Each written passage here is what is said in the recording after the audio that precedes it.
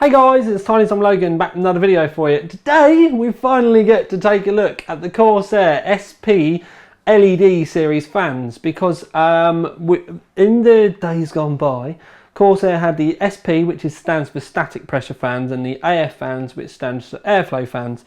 And you had radiator stroke heatsink fans or enclosed spaces, and you had the airflow fans for your normal case fans and stuff like that. With the SP fans, there was performance editions and quiet editions.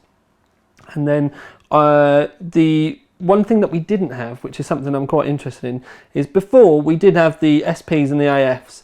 But when we went up to the 140s, there was only airflow fans. They didn't bring out radiator fans. When they brought the new AFs out, because we had AF LEDs come out a little while ago, in 120, and they brought out obviously some 140s as well, but this time around we do finally get treated with some static pressure 140 fans. Obviously there are more heat sinks out there nowadays that are 140mm fan driven.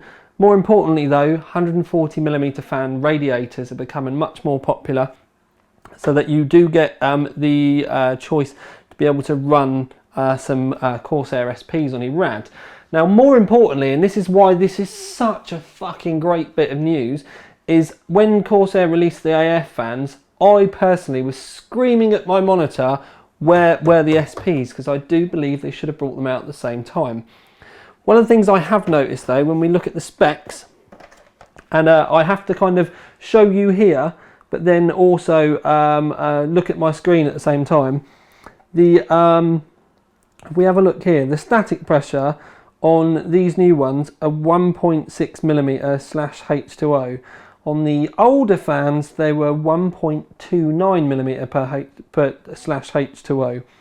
But there's another thing that's changed as well. The airflow has gone up from, if I have a look quickly, 37.85, and we're now up to 57.24 CFM. But the DBA, the rating, has gone up from 23 up to 26.4. But before we had the fans were quiet edition and then performance edition. There's just one edition for these, so I'm kind of assuming that they sit in between. But what we're going to do is, if we have a look at the box, it's all pretty standard. It's just, at the end of the day, it's just a nice design case box. You can get them in dual packs or single packs. They come in, as you can see, I have them set out, white, blue, red, green and purple. There's going to be a lot of people out there. I've not seen a lot of purple ones being used anywhere, to be honest with you. But I know a lot of people were shouting out for green.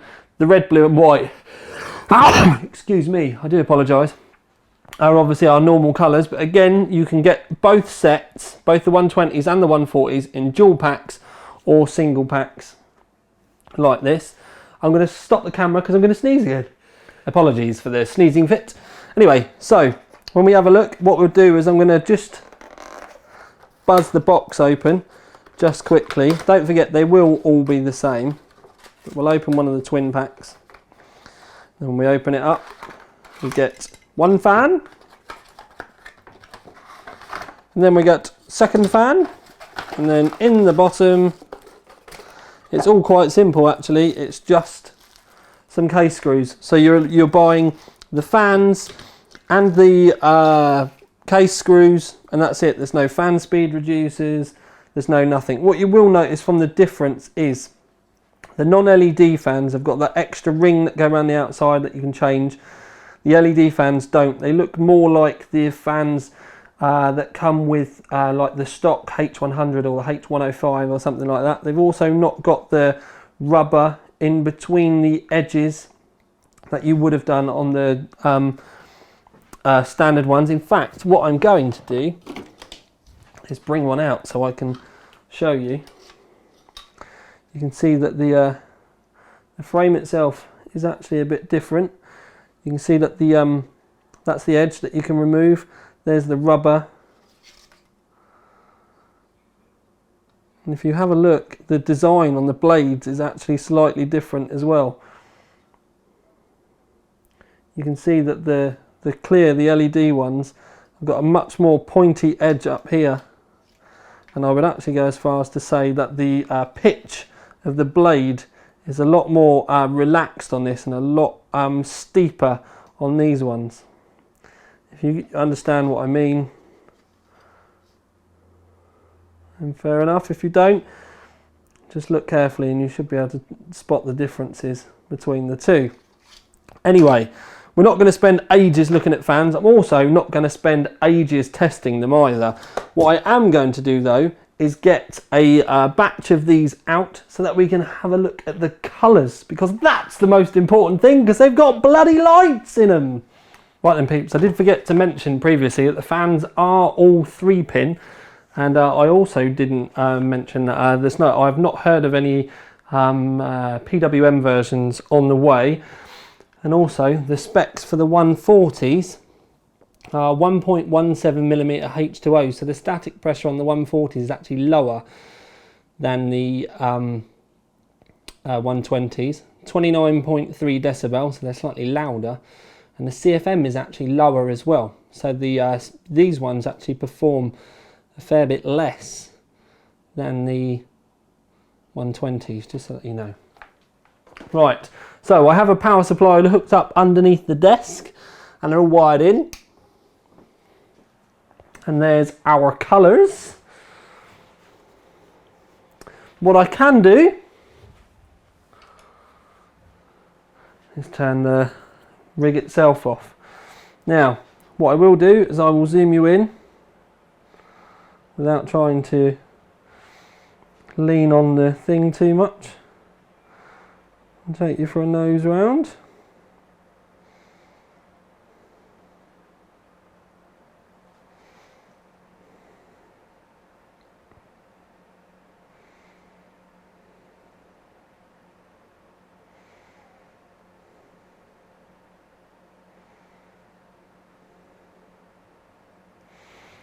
My personal favourite, I have to admit, is the white. I do quite like that. It does actually send light up the wall as well. They are a little bit brighter than you would expect. The purple is like that's not being represented very well, I must admit, not on the camera, because it's actually quite a deep and vivid purple. But it's quite a lovely colour. The green, the red and the blue definitely look the way that they do on the camera there, to my eyes anyway. So they do look the part, and like I said, now we can get AF and SP fans together. It will mean that you can have your rig all lit up with LED fans should you wish, and you can have the radiator fans or your heatsink fans matching your case fans. Finally! I was a big, I really did like the original AF and SPs. I run them in all of the rigs, all the competition rigs that I sent out, everything. So now that we can do this as well, you don't have to have the LEDs if you don't want. You can obviously go for the plain black ones that I showed you one of previously. But obviously these are customizable. You can, you know, with the different color options, that's the word I'm looking for, means you can customize your rig to suit. So yes, there we have it guys. We finally got our chance to see the SP120 LEDs. I never thought they would actually arrive, to be honest with you. I thought we were going to get fobbed off for so much longer. But for now at least, this is Tiny Tom Logan with another video for you. Out.